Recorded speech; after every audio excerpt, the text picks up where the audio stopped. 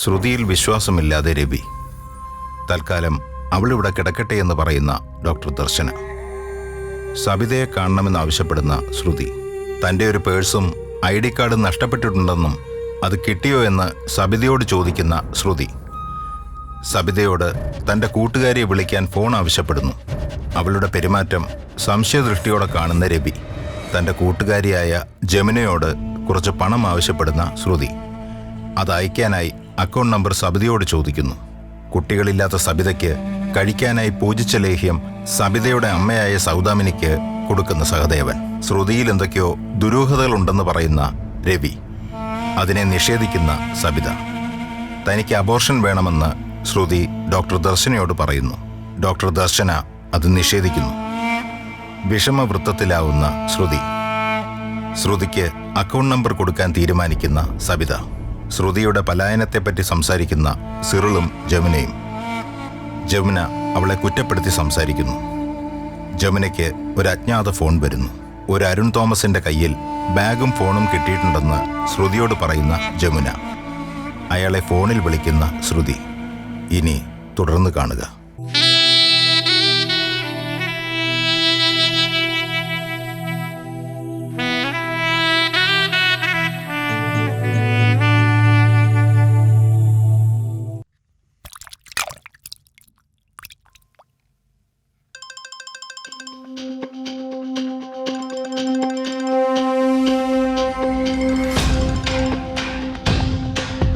Hello, ഇതാരാണ്?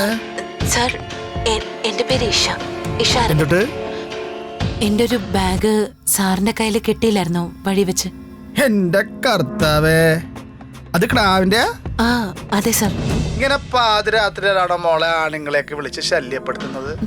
സാധാരണ തിരിച്ചല്ലേ പതിവ്. ഒരു കാര്യം ചെയ്യട്ടാ, കാലത്ത് വിളിക്ക്. Sir, hello.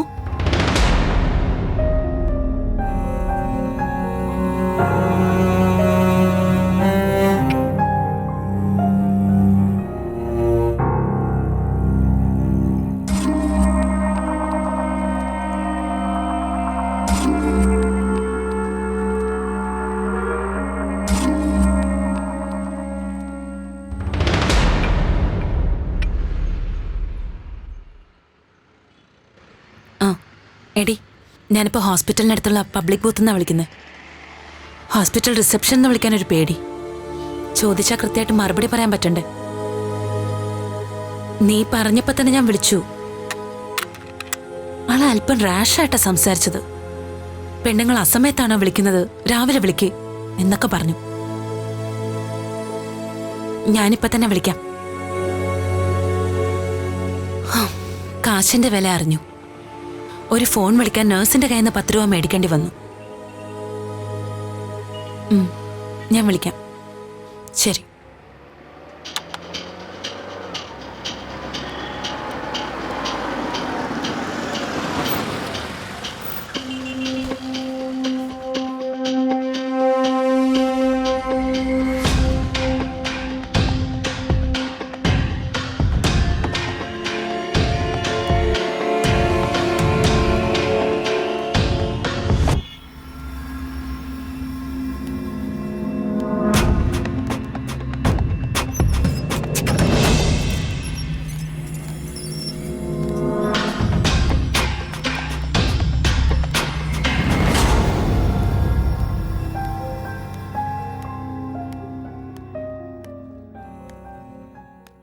സിസ്റ്ററെ. എന്താ സിസ്റ്റർ ഈഷ അരവിന്ദ് ഏത് റൂമിലാ? ഈഷ അരവിന്ദിനോ? അങ്ങനെ ഒരാൾ അഡ്മിറ്റ് ചെയ്തിട്ടില്ലല്ലോ. ഉണ്ട് സിസ്റ്ററെ, ഈഷ അരവിന്ദ്. എന്റെ ചേട്ടാ, അങ്ങനെ ഒരാളെ ഇവിടെ അഡ്മിറ്റ് ചെയ്തിട്ടില്ല. ഒന്നോടൊന്ന് നോക്ക് സിസ്റ്ററെ. ISH ഇഷ, അതാണ് സ്പെല്ലിങ്. ഈഷ അരവിന്ദ് ഇല്ലല്ലോ. ഉണ്ടാവണമല്ലോ. ഇത് KG ഹോസ്പിറ്റൽ തന്നെയല്ലേ? മാനേജ്മെന്റ് മാറിയ അഡ്മിനിസ്ട്രേറ്റീവ് ഓഫീസറെ ജെയിൻ ജോസഫ്. ആള് നമ്മുടെ ഗഡിയാ. ഒന്നുകൂടെ നോക്ക്. ശ്രുതിയുണ്ട്, ഇന്നലെ അഡ്മിറ്റ് ആയതാ. ഏയ്, ശ്രുതിയൊന്നുമല്ല, ഇഷ. ഇഷ ISH. ഞാൻ പറഞ്ഞില്ലേ സ്പെല്ലിങ്? എൻ്റെ ഉണ്ട്. ID കാർഡ് ഉണ്ട്. ID. ആ, ഇത് തന്നെ. ഇതന്നെ ആള് ഗ്ലാമറാട്ടാ. Hello hello, Arun Thomas sir അല്ലേ? ആ അതെല്ലോ. സാർ, ഞാൻ ഇഷയാണ്. ഏ? ബാഗിന്റെ ആ തനിക്ക് 100 ആയിസാട്ടാ. തന്നെ പറ്റി ഇതാ ഹോസ്പിറ്റലിലെ റിസപ്ഷനിൽ ചോദിച്ചോണ്ടിരിക്കായിരുന്നേ. റിസപ്ഷനിലോ? സാർ ഇവിടെ വന്നോ? ആ തന്നെ പറ്റി അന്വേഷിക്കാനേ. താനിപ്പോ ഏത് റൂമിലാ? അയ്യോ, ഞാനിപ്പോ ഹോസ്പിറ്റലിൽ ഇല്ല. പിന്നെ ഞാൻ ബൂത്തേന്നാ വിളിക്കുന്നേ. ബൂത്തിതാ? ആ, അപ്പൊ ഹോസ്പിറ്റലാന്ന് അതല്ല, ഹോസ്പിറ്റലിന്റെ മുമ്പിലുള്ള ബൂത്തെന്നാ വിളിക്കുന്നേ. ഏയ് കൺഫ്യൂഷൻ ആക്കലേ. അതെ, ഞാൻ ഈ ബാഗും മൊബൈലും റിസപ്ഷനിൽ കൊടുത്താ മതിയാ? അയ്യോ, വേണ്ട, എന്റെ കയ്യിൽ തന്നാ മതി. സാർ ഒന്ന് പുറത്തേക്ക് ഇറങ്ങി വരാവോ? നമുക്ക് എവിടെ വെച്ച് കാണാം? പുറത്തേക്ക് വരാൻ പറ്റില്ല. ഞാൻ ദേ അവിടെ ഇരിക്കാൻ പോവാ. താൻ വേഗം വാ. സാർ, താൻ ഇങ്ങോട്ട് വേഗം വന്നേ. How can I identify you sir? Can you identify your bag? Yes sir. ഞാൻ ദാ വരുന്നു. എന്നാ വേഗം വാ. Okay.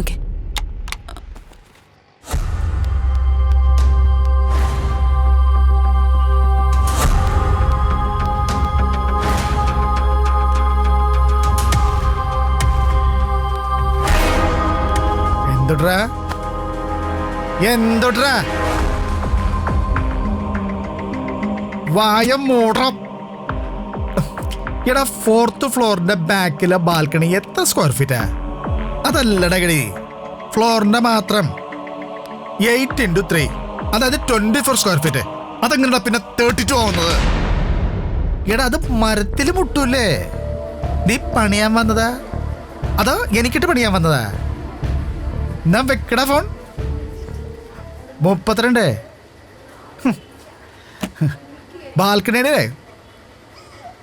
Square feet 8x3, 32 square feet. അവൻ തട്ടിച്ച് വെച്ചിരിക്കണു. എങ്ങനെ ശരിയാവുക? അവൻ Sir. പണിയാൻ വന്നിരിക്കുക. അവൻ പണിയാനല്ല, അവൻ എനിക്കിട്ട് പണിയാൻ വന്നിരിക്കുക. സാർ, ഞാൻ ഓ ഇഷാരവിന്ദ്,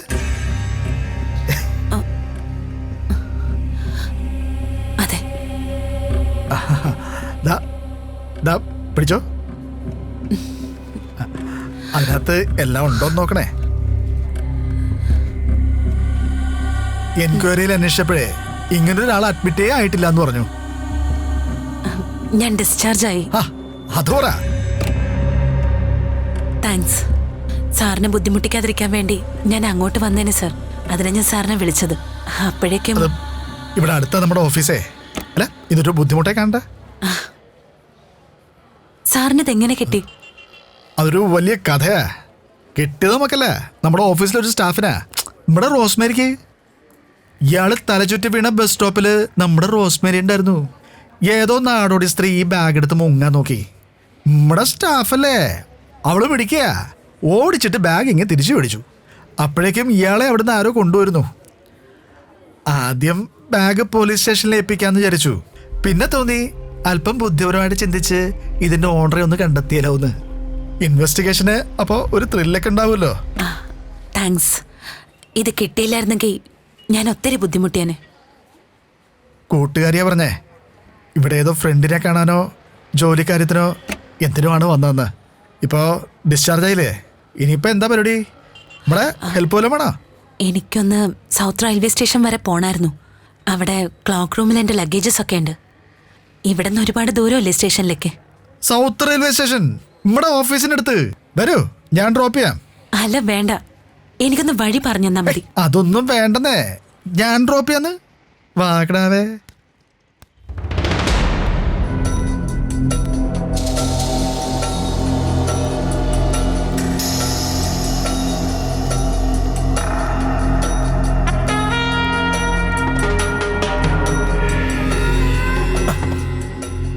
ഹൈ, നമ്മളെ ഡ്രൈവറാക്കുക. ഫ്രണ്ടിൽ വാടോ.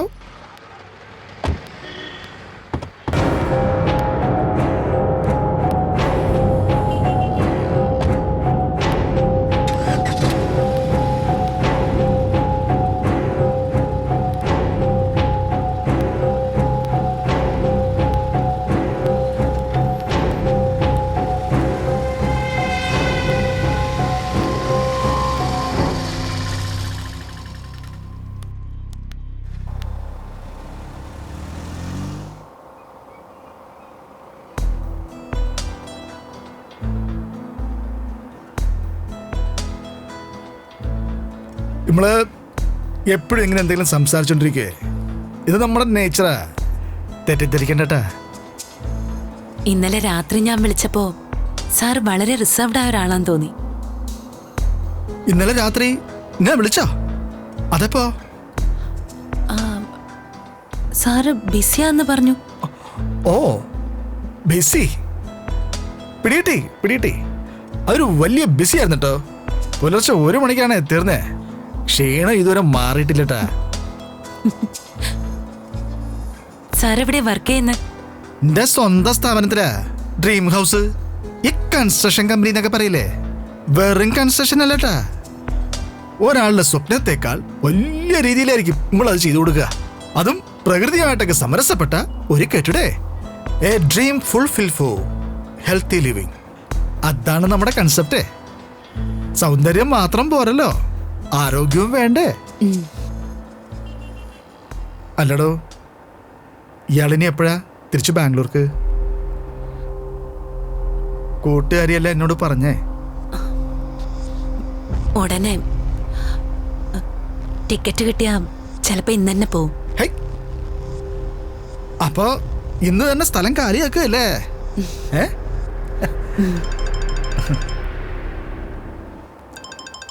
ഏയ്, ഈ ഗാഡി പിന്നെയും വിളിക്കണ്ടല്ലേ? എന്താണ്ടാ ചവി, എന്റെ സംശയം ഇതുവരെ തീർന്നില്ലേ? 8x3 എത്രടാ? 8x3. വണ്ടി വേറെ ആളുണ്ടാ. ഫോൺ വെക്കടാ.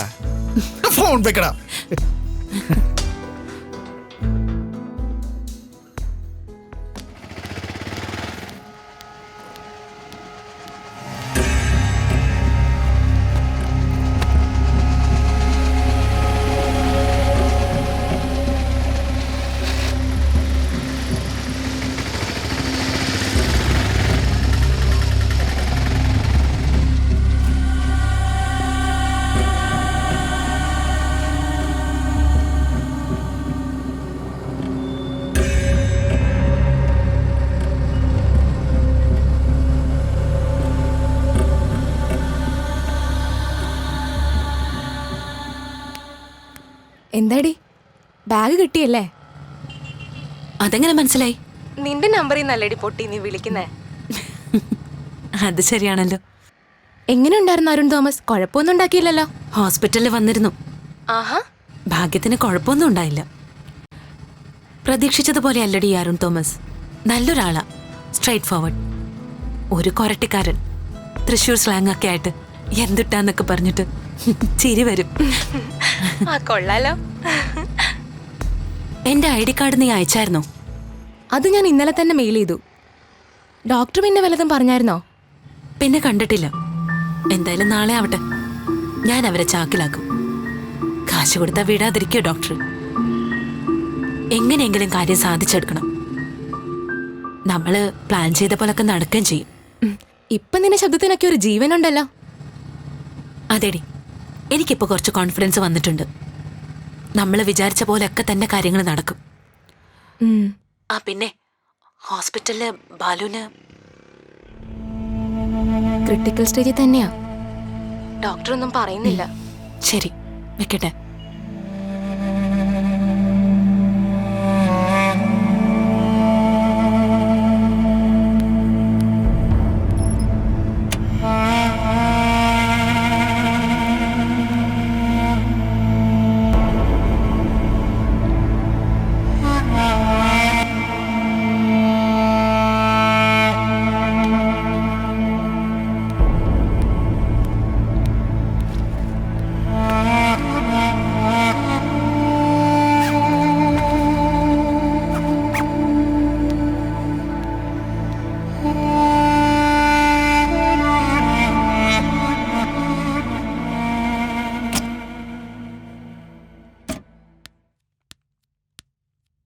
Good morning doctor.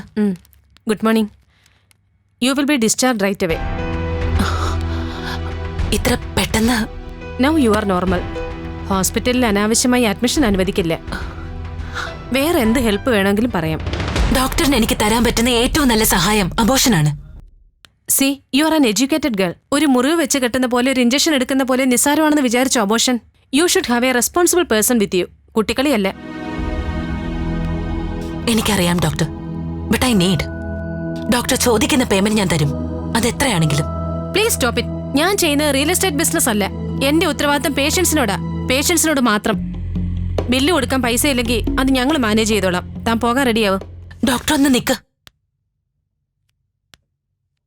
ഡോക്ടർ ഒരു സ്ത്രീയാണ്. I think you are married. നൊന്ത് പ്രസവിച്ച കുഞ്ഞുങ്ങളുടെ അമ്മയായിരിക്കും. അതിലുപരി ഒരുപാട് പ്രഗ്നൻസിക്ക് കൈകൊടുത്ത ഒരു ഗൈനക്കോളജിസ്റ്റാണ് എന്റെ മുന്നിൽ നിൽക്കുന്നതെന്ന് എനിക്കറിയാം. ഡോക്ടറുടെ മുന്നിൽ ഞാനൊരു തെറ്റുകാരിയാ, പിഴച്ചു പോയ പെണ്ണ്. എന്റെ പോയിന്റ് ഓഫ് വ്യൂവിൽ നിന്ന് ഡോക്ടർ ഒന്ന് ചിന്തിച്ചു നോക്ക്. ആർക്കും സംഭവിക്കാവുന്നതല്ലേ ഏതൊരു പെണ്ണിനും. പറ്റിപ്പോയ തെറ്റ് ആയുസ് മുഴുവൻ ചുമന്ന് നടക്കണമെന്നാണോ ഡോക്ടർ പറയുന്നത്? ആണോ? നല്ല വാക്ക് പറഞ്ഞു കൊണ്ടു നടക്കാനും സംരക്ഷിക്കാനും എനിക്കാരുമില്ല. ഡോക്ടർ എന്നെ സഹായിച്ചേ പറ്റൂ, പ്ലീസ്. ശ്രുതി, വഴിയിൽ വീണ് കിടന്നൊരു പെൺകുട്ടിയെ എന്റെ കസിൻ സിസ്റ്റർ ഈ ഹോസ്പിറ്റലിൽ എത്തിച്ചു. എന്റെ മുന്നിൽ വന്ന് ഇത്രയും കാര്യങ്ങൾ ശ്രുതി എന്നോട് സംസാരിച്ചില്ലേ? ഈ ഹോസ്പിറ്റലിലേക്കുള്ള വരവ് മനഃപൂർവ്വം അല്ലല്ലോ, സംഭവിച്ചതല്ലേ? അതുകൊണ്ട് ഇനി ഞാനൊരു ചോദ്യം ചോദിക്കുക. കുട്ടി ഹൈദരാബാദിൽ നിന്ന് കൊച്ചിയിലേക്ക് വന്നത് എന്തിനാ? പറ, എന്തിനായിരുന്നു? പറയൂ. പറയാം. എന്റെ കൂട്ടുകാരി ജമുനയ്ക്ക് പരിചയമുള്ളൊരു നിർമ്മല ആന്റി ഉണ്ടായിരുന്നു കടവന്ത്രയില്. ആന്റിയുടെ വീട്ടിൽ താമസിച്ച് പ്രസവിച്ച് കുഞ്ഞിനെ ആരെങ്കിലും ഏൽപ്പിച്ചിട്ട് പോവാനായിരുന്നു ഞാൻ വന്നത്. പക്ഷെ അവരിവിടെ വിട്ടു പോയി. പ്രസവിക്കാൻ തീരുമാനിച്ച ശ്രുതി പിന്നെ എന്തിനാ അബോർഷന് വേണ്ടി വാശി പിടിക്കുന്നത്?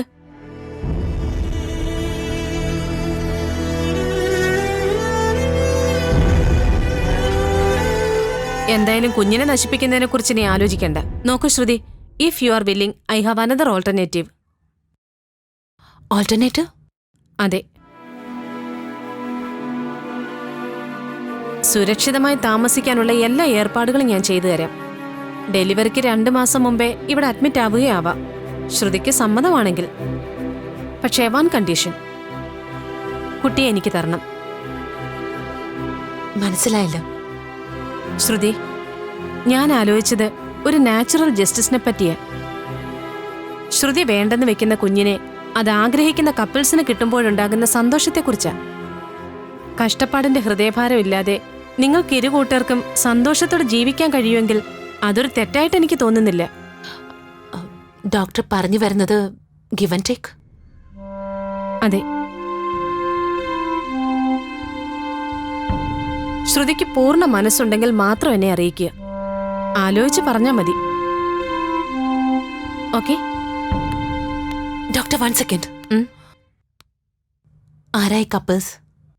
അത് ഞാൻ പറയാം.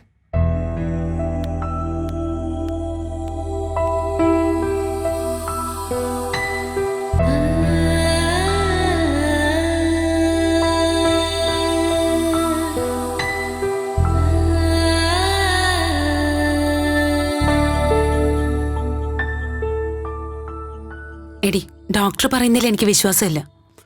കുഞ്ഞിനെ പ്രസവിച്ച് അവർക്ക് കൊടുക്കണമെന്ന്. അവരത് വേറെ ആർക്കോ കൈമാറുമെന്ന്. എനിക്ക് തോന്നുന്നത് ഇത് ഹോസ്പിറ്റലിലെ ബിസിനസ്സാന്ന്. കുഞ്ഞുങ്ങളെ പ്രസവിച്ച് മറ്റുള്ളവർക്ക് വിൽക്കുന്ന ഏർപ്പാട്.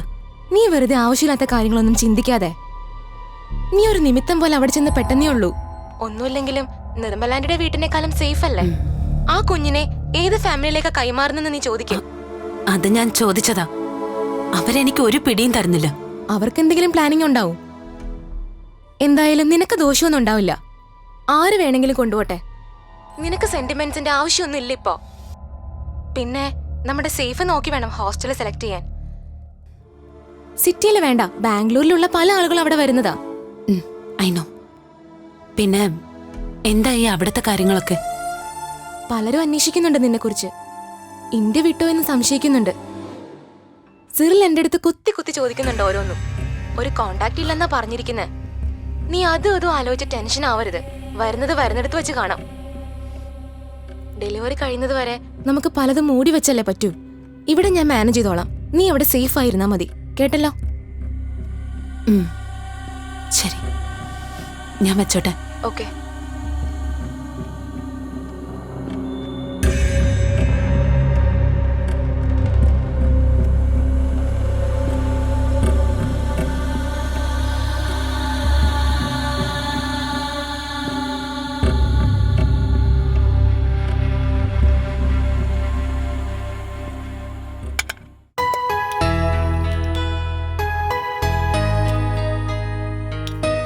ഇത് കൃഷ്ണന്റെ പായസമാ, സ്പെഷ്യൽ പാൽപായസം. രവിയുടെ അച്ഛന് കൊടുക്കണ്ട കേട്ടോ, ഷുഗറിന് പറ്റില്ലേ. ഇന്ന് ഇത്തിരി കുടിച്ചു എന്ന് വെച്ചാൽ അച്ഛൻ ഒന്നും സംഭവിക്കില്ല, വല്ലപ്പോഴും അല്ലേ. സബിയച്ച എവിടെ? ഇപ്പൊ കുളിച്ചു കഴിഞ്ഞു കാണും. ഞാൻ പായസം കൊണ്ടേ കൊടുത്തിട്ട് വരാം, അമ്മയെടുത്ത് കഴിക്കണേ. സബിയച്ചി, ആ പായസം വേണമെങ്കി വാ.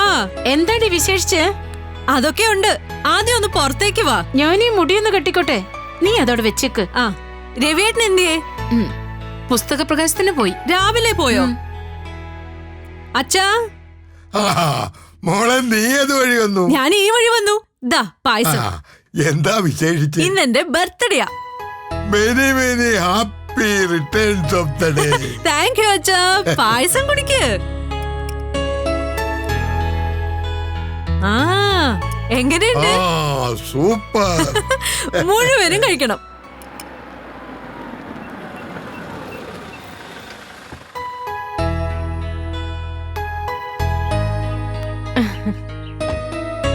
ആഹാ, പായസം കുടിക്കാൻ യോഗമുള്ള ഒരാളും കൂടി എത്തിയല്ലോ. ജയസുധ ഇവിടെ ഉണ്ടായിരുന്നോ? ഇന്ന് ബർത്ത്ഡേയാ. നിന്റെയോ അതോ ബുഡ്ബിയുടെയോ? എന്റെ. Happy birthday beauty. Thank you. എനിക്ക് ക്ലാസ്സിൽ പോകാൻ ടൈമായി ഡോക്ടർ, ഞാൻ പൊക്കോട്ടെ. അച്ഛാ, അമ്മേ, ബൈ. Okay bye. ഡോക്ടറുടെ കാര്യം ഞാൻ ഇന്ന് രാവിലെ ഓർത്തതേ. പ്രഷർ ഒന്ന് അതിനെന്താ, ഹോസ്പിറ്റലിലേക്ക് വന്നാ മതി. ആ പ്രൊഫസർ പോകാൻ ഇറങ്ങിയോ?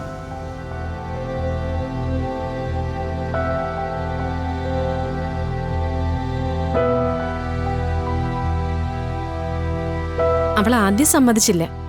പക്ഷെ നിങ്ങളാണ് കപ്പിൾസ് എന്ന് അറിഞ്ഞപ്പോ ശ്രുതിയുടെ മനസ്സൊന്ന് മാറി.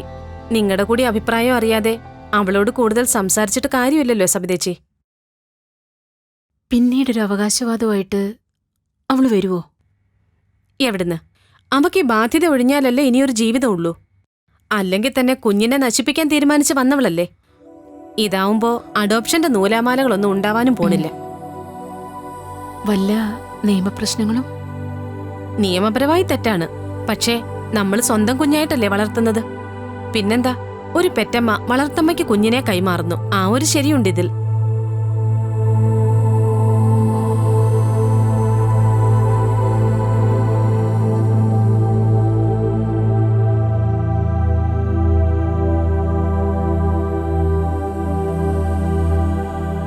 എനിക്ക് 100 വട്ടം സമ്മതമാ.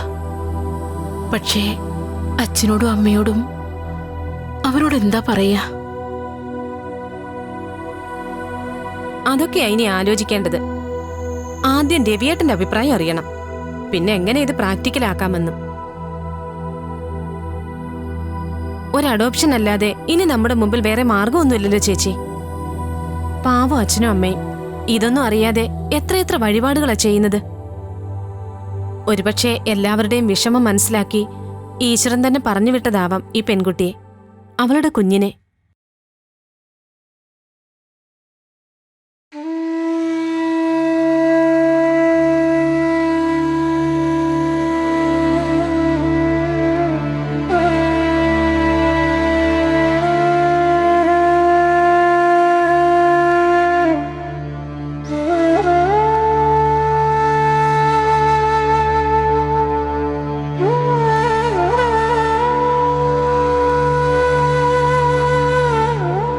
കുഞ്ഞിനെ ഇരു കൈ നീട്ടി സ്വീകരിക്കുന്നതല്ലേ ചേച്ചി നല്ലത്.